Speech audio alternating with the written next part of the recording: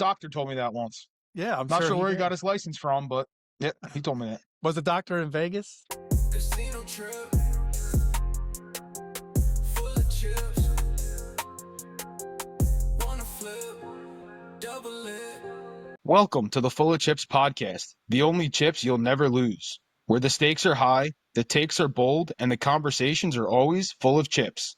With your hosts, Chris the Dice Degen and Craig from Old Bay Craps, you're tuned in to FullofChips, the podcast where we dive into our experiences gambling and stories straight from the casino floor. Whether you're a seasoned pro at the craps table or just curious what the buzz is about, you're in the right place. Each week, we break down the games, talk to the experts, and bring you tips that could tilt the odds in your favor. So grab your lucky charm, stack your chips, and let's roll into today's episode. What is up, everybody? Welcome to episode 24 of the Full of Chips podcast, the only chips you'll never lose, with your hosts, Chris the Dice DJ, Craig from Old Bay Craps. Craig, how are we tonight? We are rolling with the homies. That's what we're doing. We're doing great. Rolling with the homies. There you go. Rolling with I the like that. homies. That's right. Is that a movie reference that I just don't get, or Oh, Jesus. I think it's from, I don't know if it's from Clueless, maybe? Came out in 95. maybe? I'm clueless about the movie, so I don't know. I'm not surprised. I'm not surprised. Yeah, nobody's surprised when I am clueless about something movie related, but it is what it is. We are here. Happy New Year to everybody, because this episode Happy is New Year. dropping in the new year, but we're coming off the holiday season. Craig, how was your holidays? Oh, they were good. They were good. I got to see my son who came home from Vegas first time in 4 years for the Christmas holiday. It was a Nice. fantastic weekend with him. I was That's sad to awesome. see him go, but we had a really great time. Awesome. Glad to hear. Glad to hear. How was your? That's awesome. It was good. It was good. Got to see some family, relax, play with some gifts, all that good stuff. Christmas But yeah, in the new spending house? time. Yeah, third one, but The third one. Oh well, but what do I know? I haven't been there yet. yeah, true. First Christmas married though. There you go. That's what I meant. That's probably what I meant. Yeah, that is what you meant. It's all right. It's late. It's late. It is what it is. Been a long day, but no, yeah, it was good. It was good. Enjoy seeing some family that I don't get to see often, and making some good food as per usual, and still eating some leftovers because a lot of food. DJ's house is always full of food. Yeah. You never go hungry at DJ's house. No, it's that next day turkey sandwich that you make, right? Lots of sides. Way Oh, more yeah, the sides than is sides. really needed for the amount of people that are going to be eating it, but you do it anyway. Yes. Oh, 100%. I made so like on Christmas Day, it kind of rotates what we do, but I did beef Wellington this year, Oh, and it came out good, but I had way too many sides. Like veggies, I don't think anyone touched a veggie, which is fine because I didn't touch a veggie myself, so that's fine. Then I made some potatoes au gratin and made 2 trays. Why? I don't know. Maybe a quarter of one tray went, so I've been eating potatoes au gratin for breakfast, lunch, and dinner, basically. But I'm not gonna complain. It's good. so you during Thanksgiving made the Gordon Ramsay turkey, I did. right? I made the Gordon Ramsay turkey for Christmas. Nice. It's so fucking tender. It's so good. Yeah. It renewed the desire to eat turkey in Degen's world, because Degen hates turkey. Like, I hate turkey. I will not eat turkey other than Thanksgiving. That's it. But Yeah. making it that way, I could eat it a couple times a year. I love it. It was Love good. it. It's a great recipe. It is.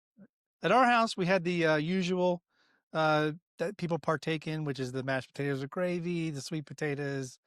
I made an ultimate mac and cheese, way larger than was needed, and way more types of cheeses than I think I'll ever want again. It had 7 cheeses. That's a lot of fucking Nice. cheese. A lot of you would have cheese, thought but you would have thought I was a Packers fan, but nah, cheese grater over there. that's right. Cheese grater Ravens. They're just grating the Packers down. Let me ask you: do you eat your turkey with gravy? So, if I need gravy on my turkey, the turkey's not good, in my opinion. I do If not. I gotta put something gravy on the turkey, I see. For me, like, I put cranberry sauce on turkey. I'll put gravy on turkey, That's but what I do. It's usually because it's dry. If I have to put something on my turkey, I don't like it and it's dry. If I don't have to put anything on my turkey, that's a good turkey. Yeah, no, I put cranberry sauce on the turkey. That's how I eat it. Okay, I've there you always go. eaten it that way, not because it's dry, just because. Yeah, some people like it that way. I don't know. I like cranberry sauce on my turkey. I prefer cranberry sauce on my crescent rolls, and then eat those while I'm eating my turkey. So I guess if Yep. that counts. But I always make when you said the sandwich or the turkey, I always do so I take the stuffing.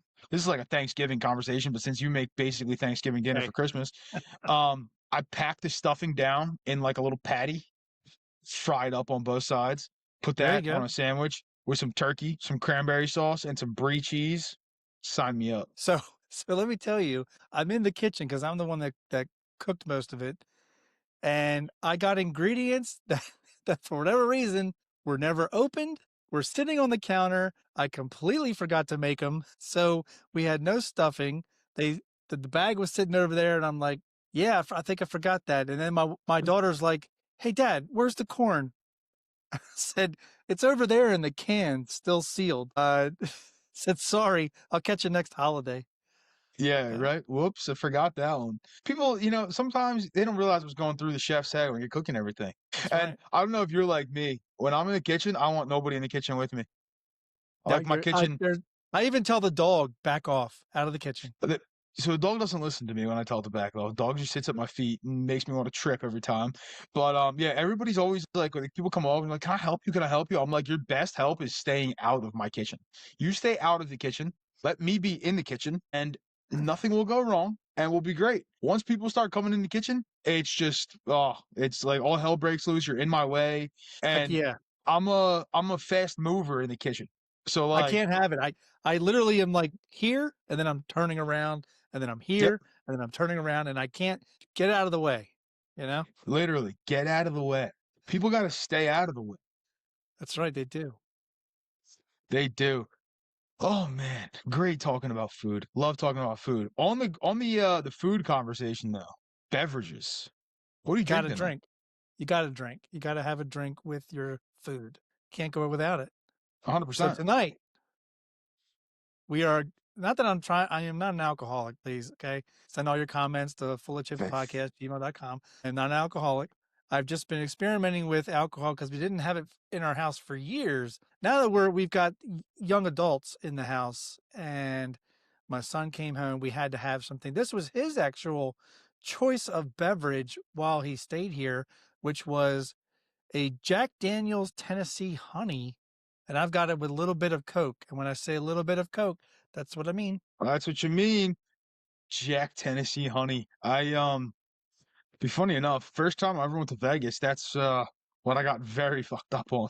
It's a good time. That won't happen here on the podcast, but No, will not happen on the podcast, but good time. Also, great when you're not feeling well. I'm just saying. oh, Also, not an alcoholic, but you need a little a little sore throat, a little Jack Tennessee Honey down. so it's a little bit of an Doctor elixir told me for that. when you have a cold. Yep, Gotcha. doctor told me that once. Yeah, I'm Not sure sure he where he got did. his license from, but yep, he told me that. Was the doctor in Vegas? Maybe, maybe, maybe it was a doctor of mixology, but that is beside the point. Don't matter. I have Diet Coke, of course, but Mm-hmm. mixed in my Diet Coke is a little bit of Four Roses today. Love me I some was going to Four say Roses, so the doctor isn't also go by a different name like Grandpa or something. Grandpa, maybe he's the one who told me that one. I don't know. Yeah, he would be the one to say that. Yeah, well, Grandpa. That's Maybe funny. we'll hear from Grandpa soon. Ooh, Who knows? maybe. But Craig, tonight on the good old Full of Chips podcast, some good topics for our folks at home, I think, tonight. And if you're an advanced player, hopefully you didn't make any of these mistakes in the beginning. But we're going to be talking about some beginner mistakes you see in the casino. And boy, there's a lot of them, aren't there, Craig? If you did make mistakes when you started out like this, uh, you probably don't make them now. And if you We hope. do, you should stop playing or call 1-800-GAMBLING. Yeah. It's down in the description below. You can go take a look. Yeah, You gotta stop making these mistakes. Gotta stop. you But do. I Craig, mean, you got to yeah, stop it, man. It's look, it starts with how they pull you into the casino, doesn't it? They pull you into the casino with those flashy promos, and most often they're mailers or like a random mailer that you get, and you know that you're a beginning player or you've never played before, and so you're not looking at the actual wagering requirements. You kind of just go on a whim. You're like, oh, this looks great. Maybe I'll try this out. Oh, they got a prize for a drawing, because that's what draws you in.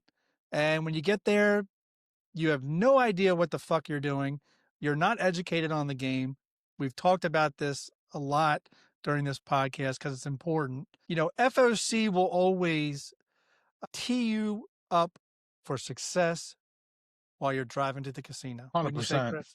Oh yes. Oh yes. Great listen while you're on the way to the casino. I actually love listening to gambling podcasts on the way to the casino. I do it all the time.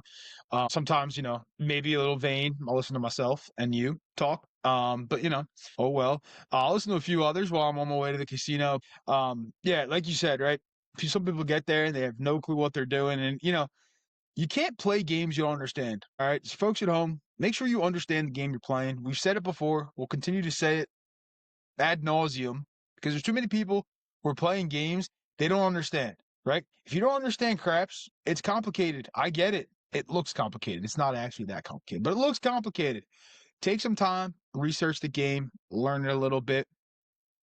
You'll know how to play, right? Blackjack, not complicated, but you got to have some knowledge going into it. Roulette, all the games, right? Doesn't matter what game it is.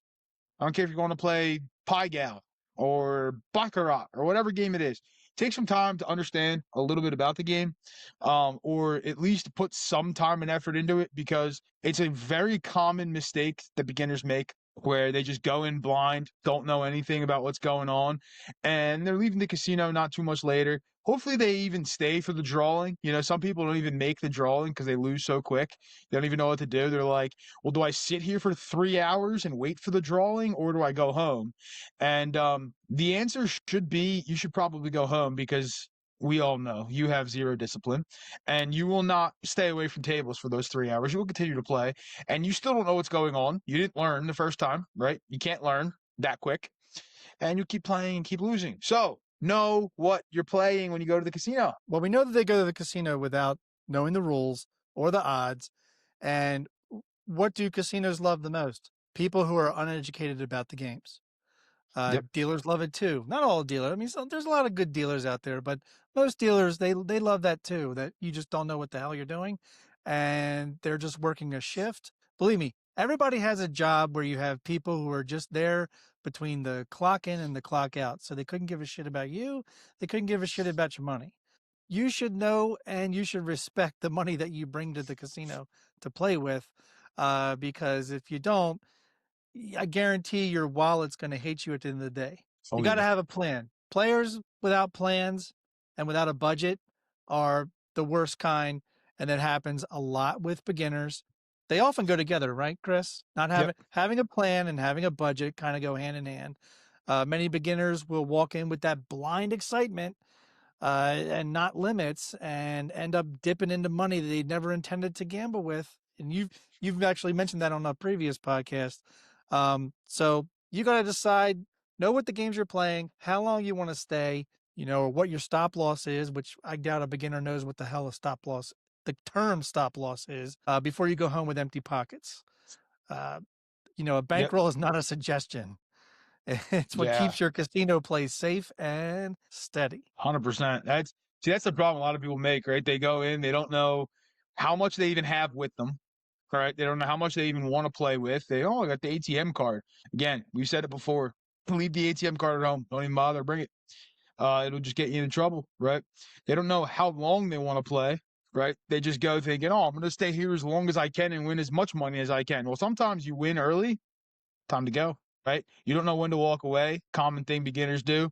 They sit there, they win a little bit, and they're like, oh, this is great. This is so easy. And then next thing you know, they start losing. And what do you do when you start losing? You start chasing losses, right?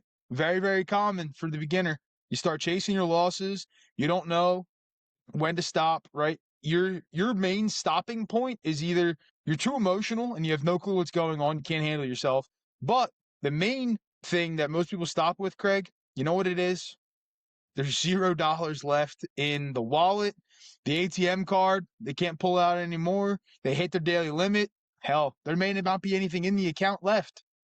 So that's when they leave. Yeah, I mean, the fastest way to burn and turn a fun night into an Uber ride home, uh, because you just lost your bankroll, is because you believe there's a big run coming. And I'm here to tell you, you keep firing after that bad run and multiple bad runs. What if you have 2 to 4 PSOs in a row, which you probably don't even know what a PSO is? All you do know is that when it happens, you just lost your bankroll. So you got to be educated at the table. And then once you get to the table, Chris, there are things that I would say there's some etiquette that new players should not be ignoring.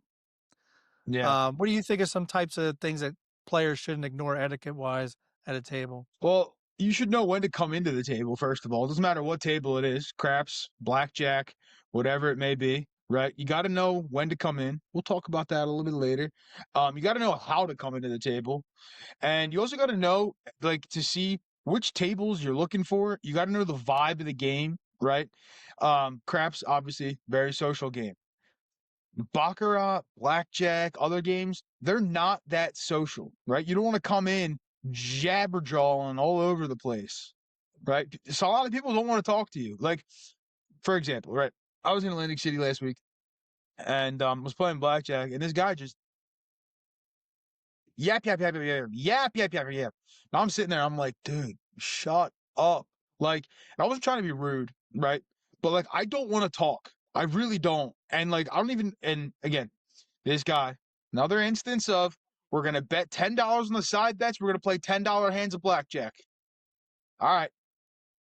We've talked about that quite a bit on this podcast already. Yeah. We all know how that goes. And then you add the chitter chatter on top of it. And I'm like, oh, you're giving me a migraine. Time to color up because I am leaving this table.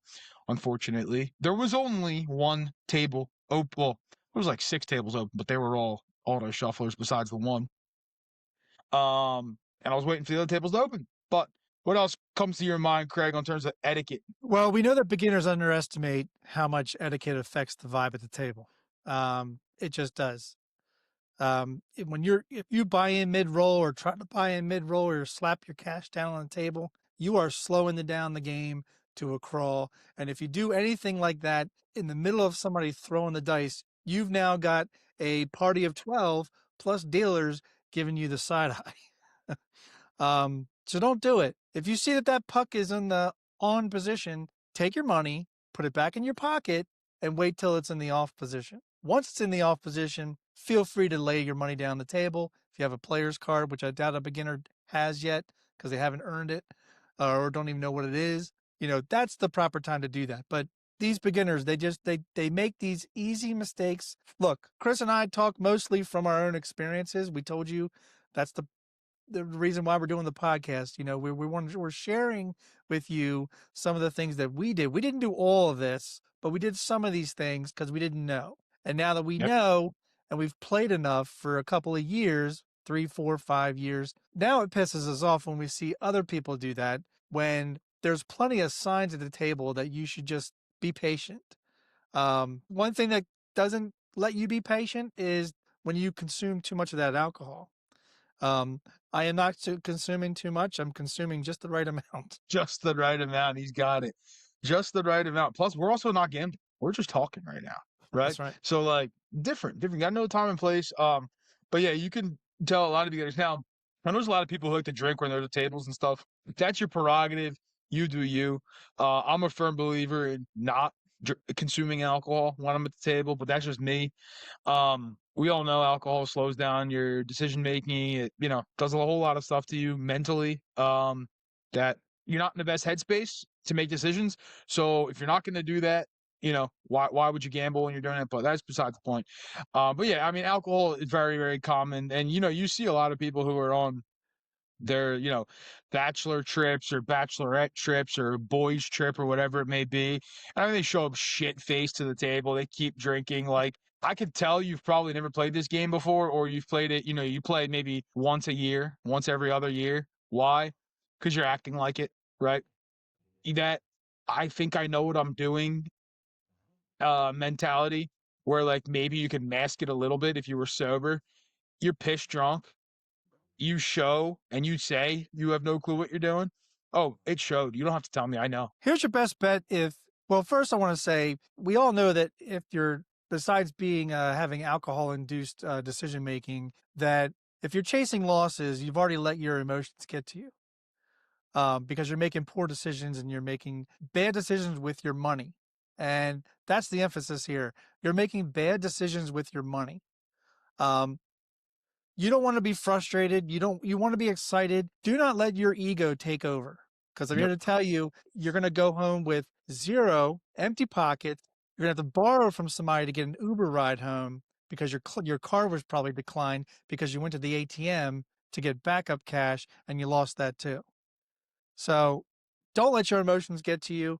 Know the games you're playing, have a plan, have a budget, bring money to the casino that you can afford to lose. Over betting, right? You see a lot of people who are clearly beginners over betting the amount of money they bring, right? It goes back to the bankroll. You don't have enough, right? You don't even know what enough is really. It's also influenced by social media and other stuff, right? You see people betting X amount of dollars. So you think, you're going to go out there and have the same luck, put that in air quotes. Why? Well, they probably filmed it multiple times to get that one clip that they wanted to share. But to those people, especially on social media, right, that money probably doesn't mean anything to them, right? When it's your money on the table, that shit means something to you.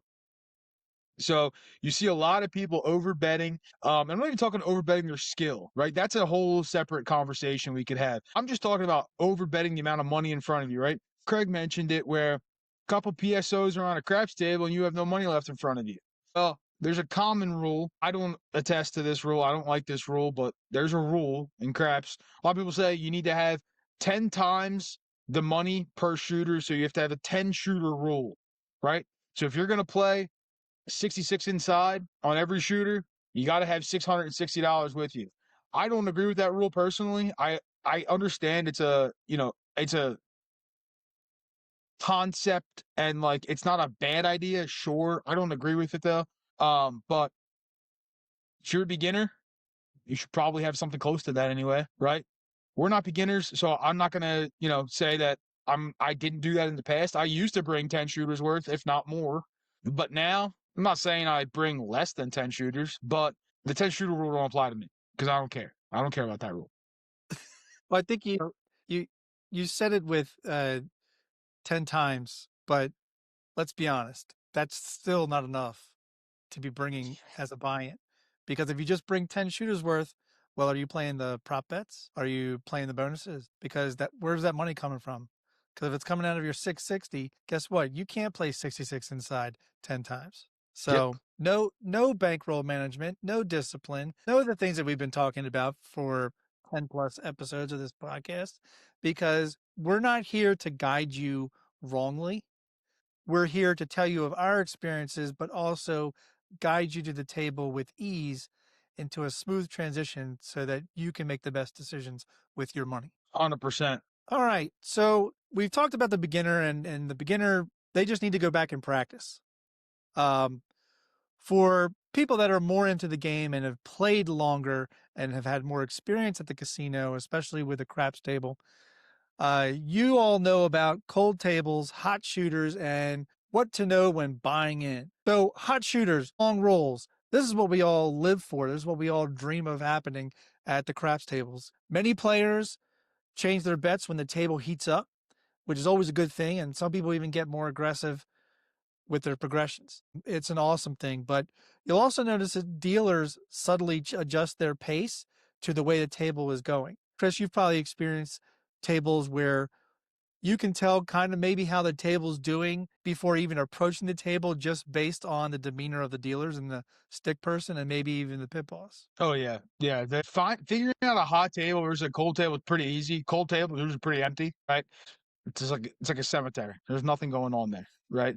They're not busy most of the time, right? Sometimes you'll see a busy cold table, but you can quickly look at the racks and see what's in front of people. I always say looking at the racks not always the best telltale sign of how the table is doing because you don't know what people bought in with. But if you see a bunch of people with small racks in front of them, you know it's a cold table, right? And hot table, you can't find a space to get in on that table because everybody wants in on that table, right? But you have to know how to play the hot table. You have to know how to play the cold table, right? It's a key part of everybody's game. Same thing, even if you're going to play like blackjack or baccarat or whatever game you want to play. There's hot and cold streaks in shoes in the baccarat table. You have to know how to play hot. You have to know how to play cold. Hopefully, you can take advantage of a hot streak or a hot table when you come upon one, and you can make a bunch of money. More often than not, you're going to find a lot of cold tables because hot tables are hard to get in on. Like Craig said, they can turn, and they can turn quickly. The worst thing about a hot table is hearing about it. Yeah. And not And being you there weren't on for it because Yeah. you weren't on it. That's Exactly. the worst. But believe us, you have to stay a bit disciplined during a long roll. Long rolls are not the time to go off the rails with your play. You want to keep it going. You want to keep the vibe going. I guarantee you, dealer bets. Dealer bets are a fun way to keep that vibe and that momentum going. I know there's plenty of math people out there who don't believe in momentum or luck or anything like that, but everybody go fuck yourself because you can't explain it to me. You can't explain luck to me just like you can't explain love. So there it is. There's my little rant. That's my mini fuck. What the fuck right there. We know we don't have one. Actually, were we supposed to have one today? We are supposed to have one today. Hey, sometimes you don't get the full fuck. You just get the mini. You get the mini fuck. But I will tell you that the long rolls are far and few between. It is very, very rare that you have a long roll followed by another long roll. Chris and I are here to tell you when nothing seems to hit, cold tables aren't unlucky. They're just statistically normal. No, they're fucking unlucky, and you need to make decisions based on how you want to spend your bankroll. Oftentimes, and we've seen it, we've talked about it, there are short rolls, 2 to 4 PSOs in a row, and that's when emotional whiplash takes a hold of you, and you don't want that to happen. So you got to stay disciplined. But those undisciplined players, boy, they start chasing their losses, like we said, depleting their bankrolls like that. Even They're dealer body running like language. Usain Bolt. Oh yeah. Well, we said earlier that dealers tend to change their vibe when it's a hot shooter or a long roll. They also change their body language, like you said earlier, when the table goes cold. It's like the table's dying. Oftentimes, you probably don't see anybody there. If you see a full table and the table is extremely cold, it's either a private table or it's just surrounded by a bunch of beginners. Or there's literally nowhere for anybody else to go. And that's why they're still standing there. But with the hot table, right? And I want to say this in the nicest way possible. Stop making your bets confusing as hell for the dealers. All right. Now, we've talked about helping the dealers out and stuff, but when the table is hot, right, you want the shooter to get those dice back. When that table's hot, you don't need to go invent some new mathematical formula. All right. Just keep your bets simple. No problem pressing bets. No problem doing anything. But, there's no need to come up with this new fancy schmancy type of play, right? Why? Because you're going to confuse the dealers. You're probably going to confuse yourself because you don't even know what you're doing, right? I'm not saying you're a beginner, but when you start getting out of your normal pressing and you start getting out of the norm for yourself, you get confused. If you're confused, let me tell you, the dealers are also confused, right? There's no need for confusion. Why? Because there's a lot of money being exchanged on a hot shooter like that. More confusion leads to more time that the shooter doesn't get the dice. And nobody wants to see a shooter waiting and waiting with the hands in the pocket, waiting for the dice to come back to them. Keep your bets simple. All right. You can make a ton of money with simple bets. I promise you can. All right. Some of the biggest cash outs I've had in the casino were from the simplest bets to the point where I wasn't even thinking, just doing. Didn't you mention on the very first podcast how you got into it, when you went out with your college guys and you were just doing simple 6 and 8 and still managed to get your money up to almost 1,000? Yeah. Off $100 buy-in. Right then and there, off $100 buy-in. Turned his buy-in 10 times, tenfold, as they say. Yeah. And hot shooters do that, and long rolls do that. But if you're on a long roll and you recognize that it's a long roll, you need to know your bet progressions. You can't just be sitting there twiddling your thumbs, going, when the dealer's asking you, what do you want to do? Again, remember, we mentioned it in a previous podcast that dealers spend their time, part of their job is to recognize how you play. And if you're, it's always I would say it's great to tip the dealer because, especially a dealer who is helping you out when your dumbass can't make a decision, because they know that you've been half pressing and that's all you keep doing. So they're going to ask you, did you want to half press? Know the answer, especially on a long roll. Nothing slows down a shooter or makes a shooter go cold than people around the table who can't make decisions. It's terrible. And the only other thing I want to say about cold tables is that's the time you want to make smart, low exposure bets that keep you alive during a cold run. Yeah. You have to make sure that you have enough of good bankroll management skills to keep yourself in the game during the cold streak, because when a table starts to get hotter or you start to feel the heat coming on, you want to make sure you want to be there for that. Like we said, the worst story or the worst part about a hot shooter with a long roll is when you have to hear about it because you weren't there or you couldn't stay there because you didn't have any more bankroll. That's all I got to say about that. Whether the table's hot, table's cold, you're not going to know what kind of table it is until you buy into the table. So how do you buy into the table properly? It's an etiquette thing, right? But it's an unspoken rule that needs to be spoken more, right? Craps table, puck is on, you don't buy in, all right? Puck is off, you can buy in. Blackjack, for the love of God, stop buying in mid-shoe when people are playing, all right? Stop doing it. Look, Chris already just mentioned it, and it's that this is where F.O.C, where we could really help you out, especially newer players. There are ways to buy in without slowing the game. Yep. Especially you never want to toss your cash in the mid. Well, a lot of times they won't even let you do it mid-roll. A good dealer will stop you and tell you, no, just hold on. But even doing that, that's what new players and beginners don't realize. Even doing that can fuck up a shooter, because when the dealer has to say stuff right when a person's about to throw, that shooter doesn't know if the dealer's talking to them or they're talking to another person. But now that shooter has lost their concentration for a second.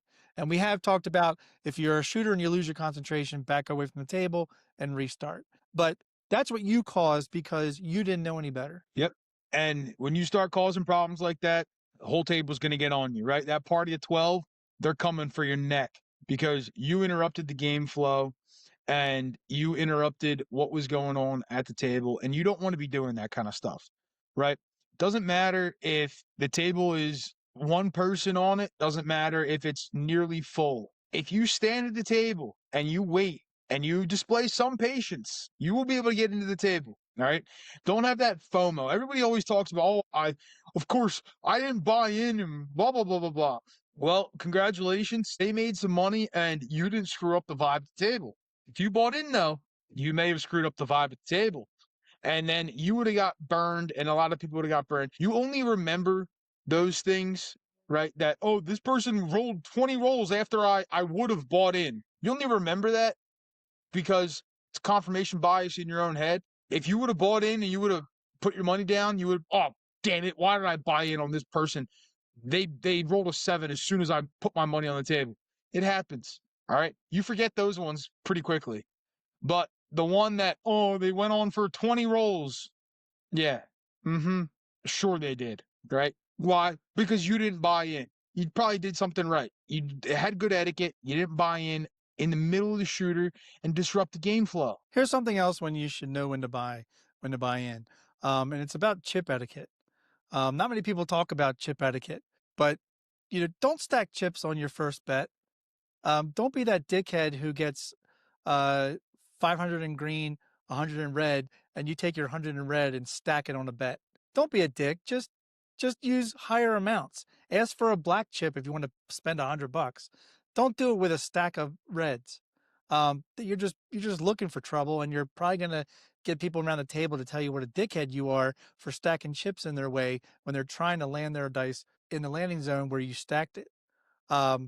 Obviously, there's going to be some don't players or even beginning don't players who don't know the game. They're like, well, can I put it here? Can I put it here? Look, dickhead, if you're going to put it there, just go up on the amount of your chip. Ask for a black chip. It's not that hard.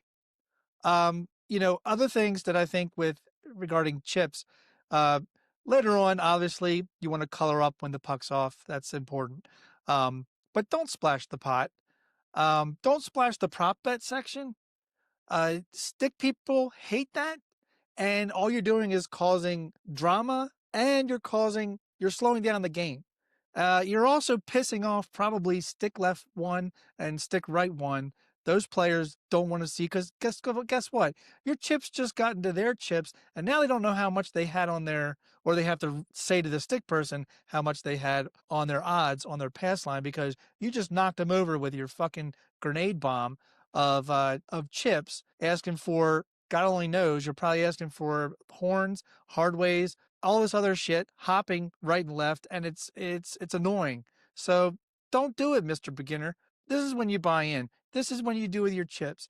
You put your chips in your rack and you get a little bit of patience. There you go. Am I ranting? I'm Exactly. sorry. You're ranting a little bit, but it's fine. Nobody wants to see that you are a washed up intramural discus champion. All right. Nobody cares. Honestly, nobody cares. Stop throwing the money in the middle. Wait till the stick's looking at you. Throw it to them. If you're adding place bets or you're adding money or whatever, put it in the come area. Tell the dealer what's going on, right? You don't have to put it anywhere else. Just right in the come area. You're fine. But nobody wants to see your ultimate frisbee skills. Nobody wants to see your shot put. Nobody wants to see it. All right. It's 5 feet max anyway. So if you think you're, big boy over here throwing far, you're not. It's 5 feet. Okay. I can launch a chip across the football field if I wanted to. All right. It's not necessary. You don't have to do that. Just nicely place or gently toss, right? As you become more advanced, you'll learn the proper saucer technique where you can keep, hell, when I'm tossing chips in, I got my 5-5-5 world bet, 4 red chips and keep them stacked together. Why? Because I've been doing it for a long ass time. All right. You don't see helicopter blades spinning everywhere when I'm throwing those chips in. Look, educate yourself beforehand by knowing the table minimums and odds. They have them on placards. They have them all over the place. Go to any table game and they have placards or digital placards telling you the minimums, telling you the odds, how it works. So don't ask the dealer what the odds are. It says it right there in big freaking numbers and letters.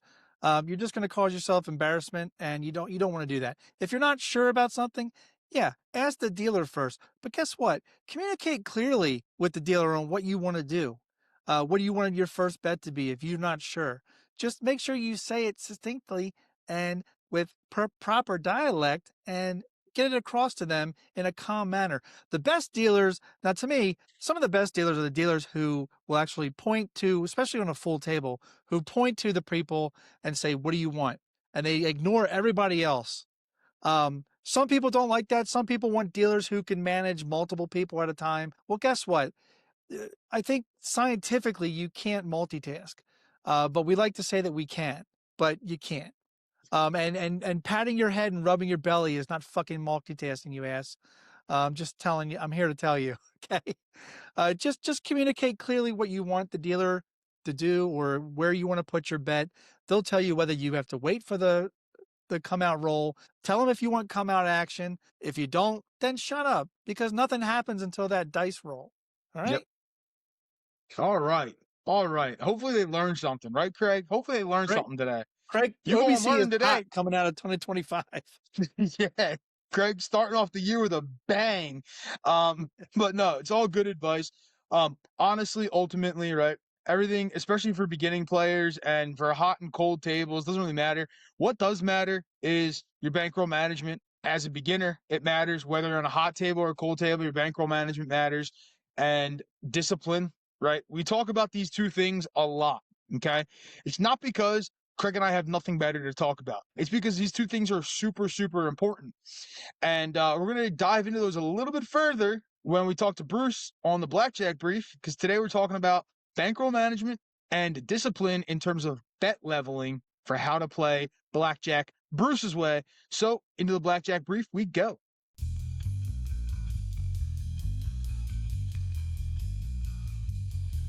So with your system, right? I know we've talked a lot about the leveling, right? And for the folks at home, the leveling, you can make your leveling whatever you want. Now, if you want to make, let's say, it worth your while, quote unquote, a higher leveling, and I'm not talking super high leveling, but like if you're playing quarter hands, you're trying to win, 4 or 5 units, it's going to be $100 to $125, right? If it makes sense for you to be able to go to the casino to do that, great. I know people are already going to be like, it's not cost effective for me to do something like that. I get it, right? Forget the numbers for a minute. Just focus in terms of units, right? And leveling. So, Bruce, when you're playing your system, right? The main part of your system is obviously the feel and what you do in certain situations. But would you say the main facet of your system is the bankroll management piece of it? And the way I'm playing now, there is no feel from the standpoint of the betting. When I sit down currently, I'm just going to use what I did in Florida. 10 hands. Okay, so I'm going to play 40 hands, even though they were dealing out 43 and 44. But I'm just going to use 40 at the moment. And I'm just going to say, instead of betting 500 and 1,000, I'm betting 100 and 200. And in my practice sessions, I've dealt one set of 32 hands. And I would have won $10,000 if I was betting 100, 200 over 32 hands or 32 shoes. And that seems, sometimes you go, that's a lot of work. My shoe normally takes about 20 minutes. So a dealer can deal anywhere from 100 to 120 hands an hour. So basically, 3 shoes an hour. So in 10 hours, betting 100, 200, would you play 10 hours to win $11,000 starting at 100, 200? I think you would. A lot of people would. So when you're betting that 100, 200, right? Take us through, so if you're playing, let's just break it down to one shoe, right? We're playing 40 hands. How many of those bets would be at 100? How many of those bets would be at 200? Take us through kind of like what one shoe would look like for the 100, 200 level. Basically, and it's been a working process, even with the Beyond the Book that we wrote. It's different. I'm playing it differently than even the book. So basically, if I'm going to put, I used to think playing 40 hands was too many. And then I say, okay, well, I need to play 10. I need to play 15. I finally figured out through trial and error, okay, you can play 40 hands, but I had to change the way the betting regimen. That's what you're asking about. So basically, how it is done is 10 hands. I'm just going to use 100, 200. 10 hands at 100, then 10 hands at 200, back to 10 hands at 100, and then 10 hands at 200. And you go, everybody's going to say, how in the hell did you come up with that? And that's a great question because it's just trial and error, but it works. I'm just looking at the first one that I did in this group that I did back in November. Until the 14th hand, it was just back and forth, no more than 2 in a row, either way. 15 through 18, 4 losses in a row. Hands 23 through 26, 4 losses in a row. And then through timing, 32 through 36 at $200 a hand was wins. I mean, so that is just one practice session. In that particular shoe, net lost $20. In this particular case, Yeah. or $200. I'm Yes. sorry, not 20, 200. And so, but it's over time. I mean, if you try Right. if you can play, you're gonna say, okay, I'm gonna sit down and play 3 hands or 3 shoes, play 3 shoes. If by chance your goal is to win $500, and that's a reasonable expectation, get up after 1 shoe. There's where the discipline comes in. Over time, just having a game plan. It's one thing to have the game plan is how you're going to bet, but then the next thing is when's a reasonable expectation to exit. 100%. And That's something really important, right? And I just want to break down for the folks at home, right? The way Bruce is talking about the 40 hands, you don't have to play all 40 hands if you hit that time to walk away goal, right? So let's say, you're playing 100, 200 leveling, and you play 10 hands at 100, 10 hands at 200. Basically, just think about it in the rules of 10, right? Everything's divisible by zeros. If you want to go from $10 or $10,000, just move decimal points at that point, right? You're playing 10 hands, but let's say you have a goal of $1,000. Okay. And let's say in the first 10 hands, you win 6, you lose 4. You're up $200, right? Let's say in the next few hands, you win 4 of the 5 hands. And then let's say you win that 6th hand at $200. Well, look at there. You're over $1,000. That could be your goal. You could walk away there, right? You don't have to finish out the shoe if you don't want to. You just have to know when you hit your goal, when it's time to walk away. And the major key with that is knowing when to walk away, right? We talk about it a lot, where sometimes you just want to keep playing. And this is also where, Bruce, you alluded to before, where, people are concerned about their ADT, all that kind of stuff for comps and all that. Comps are great and wonderful if they don't cost you too much to get there. Right? See, that's a common thing I think a lot of people have a problem with, where they're too focused on the actual amount of comps that they're going to get, not focused on the amount of money that they are going to win, right? Bruce said it earlier, and I'm just going to repeat it because it was spot on with, if I win and I'm told that I have to keep playing for another hour or so to reach a certain amount of points, and let's say I'm up $1,000, but by the time I'm done playing that hour, I'm back down to even, or God forbid, down 1,000 or whatever it may be. Well, that free room, that free dinner just cost me, and realistically, $2,000 if I'm down 1,000 after playing for that time. So what's more meaningful to you sometimes? That status on your card that says you're this member, or is winning more appealing to you, right? I'd rather win $1,000 and go pay for my own dinner than lose 1,000 and they pay for my dinner. But I mean, hey, some people may not agree with me. I know these two are going to agree with me, but I don't know. Other people may not. Well, hopefully through some time, we can show them through transparency why they may want to recheck their thoughts. Yep. No, I Absolutely. agree. And we're definitely going to be getting there. And like I said, we're going to be posting some of the practice stuff in Patreon. There will be videos coming of us actually running through full shoes, decisions, all that kind of stuff. We'll put those into the videos.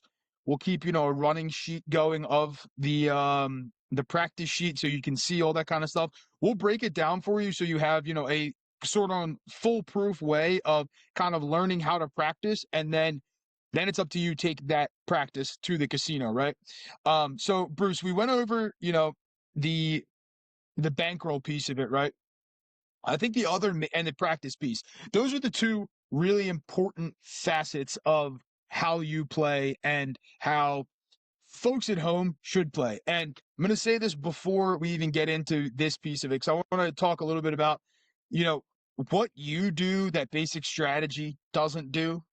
But for the folks at home, if you don't listen to anything after this, the practice piece is super important. Okay? If you want to be good at anything, you have to practice. And don't think that a game like Blackjack or other games, you don't have to practice. You do have to practice if you want to be good, right? Plus, it gives you that feel. It reinforces decision making, so you can just make decisions quick, right? Nothing gets me more than when I'm sitting at the casino and I watch somebody struggle over a decision and they have to pull out their basic strategy card. They're looking through their wallet and they got 40 business cards in there and they're flipping through trying to find where their basic strategy card is. Do I hit this or do I not hit this? The goal with the practice and all that kind of stuff, repetition, you're going to make those decisions like that, and it's not even going to be really a decision for you. It's just going to be, what you're doing, right? It's automatic. Yep. Bruce knows what he's doing when he sits down at the table, right? I know what I'm doing when I sit down at the table. Craig knows what he's doing when he sits down at the table. You want it to be automatic from the perspective that the dealer gives you 2 cards. Based on the dealer's up card, you know exactly what you're doing, and you don't have to sit there and, fumble for the card and figure out what the hell do I do? Do I hit this? Do I split this? Do I double this?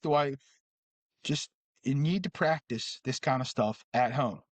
So, Bruce, basic strategy, I know you're not a fan of it, right? I'm not going to make you explain why you're not a fan of basic strategy, but in the way you play and basic strategy, what did you see through a lot of your practice and your sessions at the casino that was making basic strategy not work for you that then helped you develop the way you play now? Well, basically, is volatility. There's a big when you have major swings, and you always hear people say it's a $400 swing, $1,000 swing, $10,000 swing, $20,000 swing. It's basically saying, okay, if I won, it's one amount. If I lose, it's another amount. Well, I saw I've always seen, it's amazing how, okay, you bet 1 bet, 2 bets, 3 bet, you win 3 in a row. And then the 4th bet, you got 2 aces and you're going to split them. And you're automatically thinking you're going to win. Automatic, everybody. And when you have 2 aces, what do you actually have? 2 or 12. That's what they add up to. So 2 and 12 is not 2 great hands. I mean, and then you only get 1 card when you split them. Well, I mean, hey, a lot of times you get 2 10s, and that's great. A lot of times, I hear people complain over and over. In my world, I can split aces 4 times, most places. Most people can only split them twice. I really don't understand why, because it's really not that much of an advantage to a player to have 4 aces or 2 aces. But that's just the way it is. So, as I saw the splits and doubles, and there's just such volatility. If you win them, you're loving life. But I was losing more than not. And I listened to a lot of people go, well, I had a lousy weekend because I lost every double and split over and over and over. I mean, we've earlier we chatted offline about card counting. It's amazing how many times I've listened to people that said they're card counting, and over, I lost my doubles and splits. I lost my doubles and splits. Well, if you don't hit your doubles and splits, you're gonna lose your butt. Period. That's just the way it is. So I decided, through again, I would practice basic strategy, which I know backwards and forwards, and my modified strategy, backwards and forwards. I can do both of them. You just tell me which way you want me to make the decision. I can tell you. Anyone can do it. You're right. It's with a little bit of practice and repetition. If we haven't mentioned in the past, you at the table control the speed of the game. A dealer can sit down and start slapping cards down in front of you, and you go, oh my God, what how am I going to come up with what my decision? Everybody's going to think I got to make it immediately. No, they cannot go past you until you give a signal. Period. So it helps in practice get used to that. Then when they sit down, I normally just say either you slow it down or I'll slow you down. And I'll slow you down just by, I don't say it mean. I just said, hey, I'm not, the dealer is not the show. A lot of dealers think they're the show. One of the things I've said in the past, we do the casino a favor by coming in. They do not do us a favor by being open. Yep. So customer service, just treat me fair, treat me honestly. Hey, I know the game is, we should lose. I've heard that forever. Well, I'm just one that's a little um, uh, different, thinking, okay, I think we can win, but we just got to do it slowly and methodically, and hopefully there's a little bit of luck involved at the same time. So yeah, I like the concept of the limiting the doubles and splits. So this was again I know you were telling me when we talk on the phone and other stuff about how, you learn through trial and error, right? And unfortunately, the phone calls that you were talking about and people telling you that they didn't have a good weekend because they lost a lot of their doubles and splits, it happens a lot, right? And I when I first started talking to you and you told me, about limiting doubles and splits, I was like, I like this guy. I can understand what he's saying because I learned the hard way a lot of times about doubles and splits. And I didn't necessarily track them, but I knew that I won more hands in a shoe than I lost, but I'm still barely even. How is that the Right. case? The only reason that could be the case is because of doubles and splits, right? Yeah, And absolutely.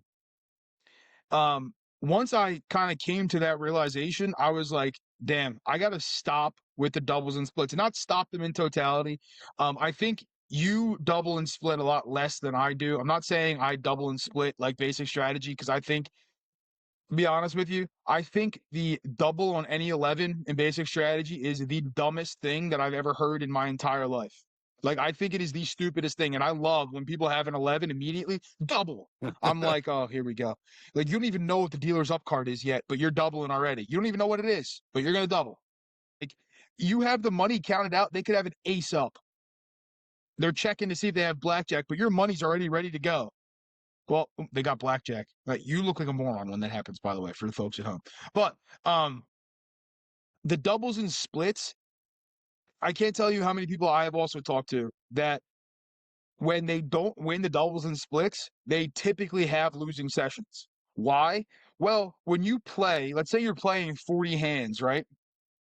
You only have to win one more than you lose in order to have a winning session, theoretically speaking, if you're going to flat bet the entire shoe, right? But as we already talked about with Bruce with the leveling, right? 10, 10, 10, 10. So you're not going to be flat betting. But when you have a lot of those doubles and those splits, especially for the people at home who are going to play how we started talking about, where you're just going to keep increasing your bet and increasing your bet, going up and doing whatever you're going to do. If you start at, let's say, $100 doing that way, right? And you go up to 150, 200, 250, 300. Congrats, first of all. You've won like 5 or 6 hands in a row. So props to you for that. But let's say you're at $200. You got a split. Oh, great. Love to split at $200, right? When you started playing at a $100 level or $50 level even. Then you're at $200, you're splitting. Ooh, you got to double off that split. Next thing you know, dealer's pulling 4-card 20, 5-card 21. Bang, you just watch $600 or $800 go out the window. All that work that you did to win those hands in a row, you just lost it on one hand. One singular hand, you undid everything you've done up until that point. That's why the doubles and splits are hard for people to win after doing, right? And that's where the volatility comes into play. So if you limit your doubles and splits, and we'll get into it in future episodes, right, about when to double, when to split, all that kind of stuff. But limiting the doubles and the splits is going to severely reduce the volatility, which is going to help you win more. Even if you don't listen to anything we have to say, just don't double and split as much, because there's nothing worse than losing 2, 3, even 4 units on one hand when you could have just lost the one originally, or who knows, maybe you would have won based on the cards that were pulled from the deck. All right, very interesting Blackjack Brief. Hopefully you guys enjoyed, right? We're talking a lot about bet leveling today, right? The sequence in which Bruce is doing his betting with a rule of 10s, let's say, right? 10 at one level, 10 at another level, back to the first level, 10, back to the next level at 10, 40 total hands, right? Again, back to our original discussions and stuff and things that we've been talking about for a long time here. If you hit a win goal during or in between or early on, you don't have to play all 40 hands, right? Same thing when you're on a craps table or whatever you're playing, whatever game you choose. You get on a nice little win in the beginning. There's nothing wrong with coloring up and walking away profitable, going on your merry way, and then coming back another day. So let me ask you, do you have anything you're pissed off about? I know you gave him a little mini fuck before, and we said we didn't know if we were doing a what the fuck, but I think it might be time for a what the fuck. What the fuck? Warning. The thoughts and comments in the next segment may trigger you. If you are triggered, seek help from someone who cares. All right. Today's what the fuck, even though this whole episode has kind of been a what the fuck.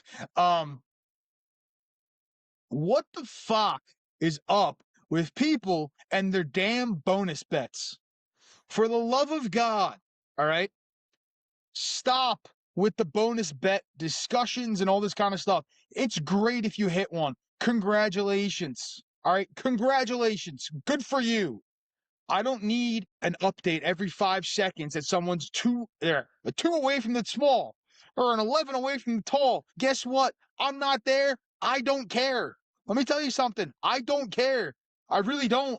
And if your whole money-making strategy is based on bonus bets, whether you're on a craps table, whether it's a side bets in blackjack, whatever you're playing, and you only make money if those bonus bets hit, stop playing that game.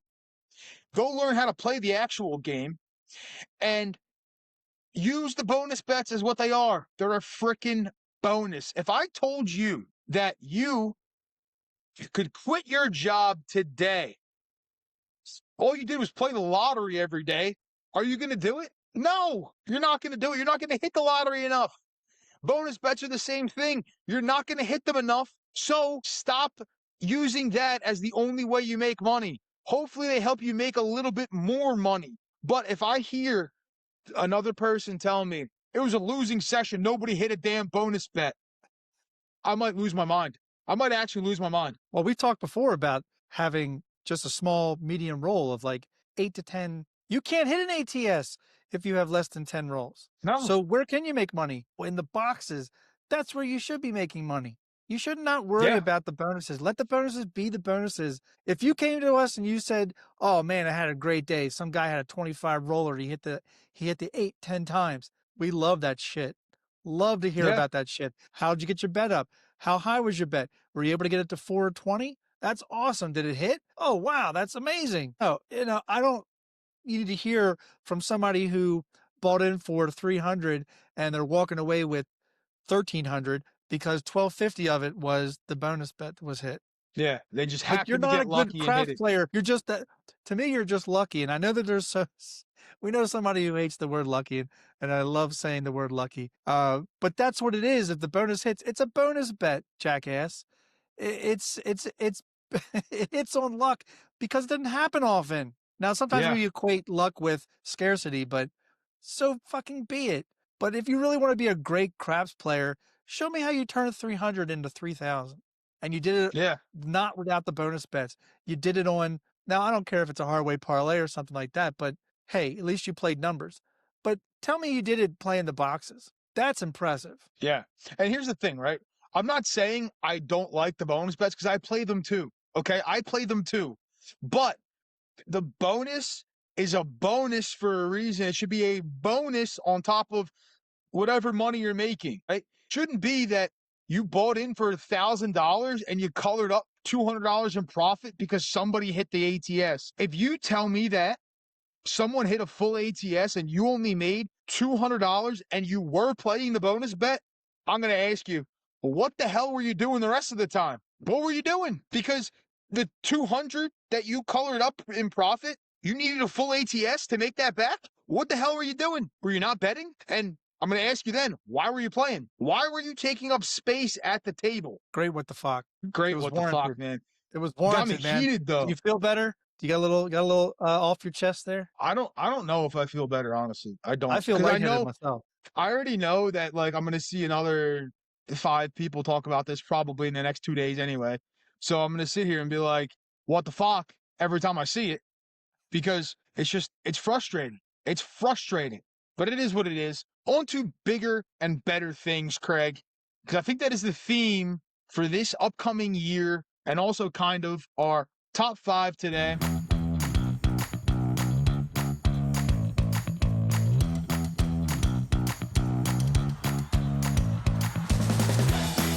Our top 5 is things you look forward to in the new year. So, Craig, what are you looking forward to this year? Number 5. So first we'll say Happy New Year to everybody again. we're recording this prior, but we're putting it out after. So it makes it a little difficult to not be able to just say Happy New Year to everybody from FOC. We love you all. Keep it going. Keep the love happening. Keep the comments happening. Keep the emails coming. We love it. Trust us, Patreon is going to be more prevalent in 2026. I guarantee it. We're going to get it going. But you can't do it first without looking forward to what we're going to want in the new year. And my number 5 of things I'm looking forward to in the new year is that clean slate feeling, that magical 48-hour window from New Year's Eve to the day after New Year's, where you genuinely believe you'll become a more organized, hydrated, financially responsible version of yourself before reality reminds you who's really in charge. And that's reality. Yep.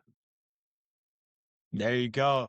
It's a good one. I like that one. Mine is kind of the same. My number 5 is the fresh start of the new year, right? Now for me, it's new goals, maybe a new mindset, maybe a routine, whatever it may be. For me, it's just usually goals, sometimes mindset stuff related. Crushed last year's goal of the no energy drinks and no like pre-workout or anything like that.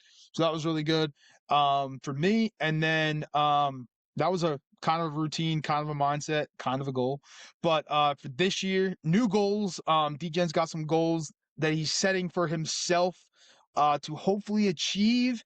And if we don't achieve the goals, hopefully we will progress greatly towards them. Love it. All right, Craig, All right. number 4. Number 4, new casino adventures. Fresh trips, new tables, new casinos I'd like to visit, new dealers to psychoanalyze, and at least one vow to play more disciplined this year. That lasts until the first hot shooter. There you go. Yes, sir. We just continue to overlap. My number 4 is new experiences. So honeymoon coming up this year, so that's gonna be something new. Going somewhere we've never been before, so that's always exciting. I also do want to try to get to at least one new casino. Maybe a couple. Kind of had that as a goal almost every year, is like to get to a new casino or somewhere I've never been before. And I'm not talking necessarily on a trip, right? Because every time I go on a trip, I like to visit the casino there. But one that like maybe not local, but like not too terribly far away. So I don't know. I might have to come down Craig's way and check out the casinos in the Maryland area. Yes, I know I said Maryland wrong. I can. Okay. Hey, we definitely like to have you down at Maryland Live with Jeff and Clay and some of the AC crew. So I know that's something that we haven't done in a while. Looking forward to that. There you All go. right. Number 3, upgraded rituals and new superstitions. So a chance to retire last year's unlucky charm and debut a new one with swagger, maybe a new playlist, maybe a new pre-table mantra, or a new Full of Chips gambler's toolkit that definitely won't help you look prettier, but feels essential and helps you make better decisions when. There you go. There you go. All right, number 3 for me is smarter choices and more discipline. Now, not saying that I make bad choices and not saying that I'm undisciplined, but you can always make better choices and you can always have more discipline. So guess this year looking to play smarter more often and not necessarily play harder. Playing hard is always fun, but definitely got to play smarter. And then making sure that practicing what is being preached in terms of the discipline, the bankroll management, all that kind of stuff. Maybe the gambler's toolkit will help me with it. Maybe. All right, number 2. Number 2, the big creative push. So new episodes, new segments, maybe new bits. It's that January energy where every idea feels like it could be the next signature thing for the show. I don't know. We'll see. We'll find out. There you go. Number 2 is Craig, we have too much overlapping on this top 5 list. Number 2, I might have to switch 1 and 2 just because I can't do it. I can't. My number 1 is Don't do it. Don't do it. number 1. Keep it going. Number 2 is growth. So momentum into the new year. Hopefully growing the Full of Chips podcast more. maybe learning some new skills to implement on said podcast, making some connections maybe that we could reach out to and grow some more. Yeah, that's number 2. All right. Number 1, and I have to pray to the dice gods here. Hope of a hot streak is my number 1. Not guaranteed, not promised, but always possible. The new year is the ultimate next roll, and you can't help but lean in, ready for whatever comes. There you go. I like that one. My number 1 is spending more time on things that I enjoy, like the Full of Chips podcast. But doing things intentionally and understanding that time is the real asset in everything. So dedicating your time to actual things that you want to, whether it be casino, whether it be family, friends, mix of everything. Just spending more concerted effort to make time to do things that are more interesting, and things that are enjoyable to me. Love it. Great top 5 list. Great top 5. Always a great top 5 list. And everybody at home should know by now, but if they don't know, the top 5 goes into the tip of the episode. And Craig, what's our tip of the episode? All right. Our tip of the episode to keep it going is you don't have to play every hand or shooter.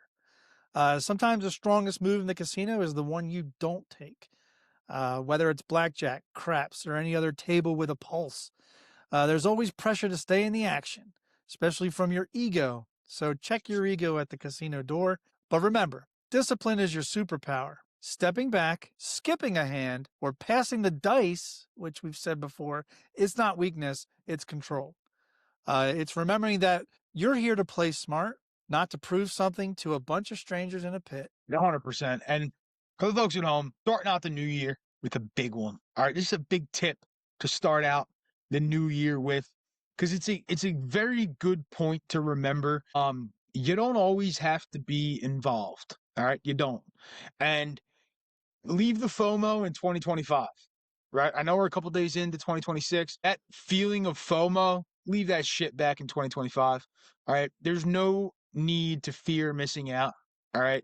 There will always be another roll, another hand, another whatever. So stop fearing the missing out and understand that being disciplined is better than having that FOMO, because FOMO will not get you more money. Discipline will make you more money. That's a fact. If you don't believe me, try being disciplined. Let me know how that works out for you. It's a fact, Jack. Yes, So it where is. can everybody find us? Because they can find us everywhere, Chris. They can find us everywhere. So first, email fullofchipspodcast@gmail.com. You just send us your questions, comments, whatever it may be. Email. There it is. You can find full-length episodes on YouTube, Spotify, Apple.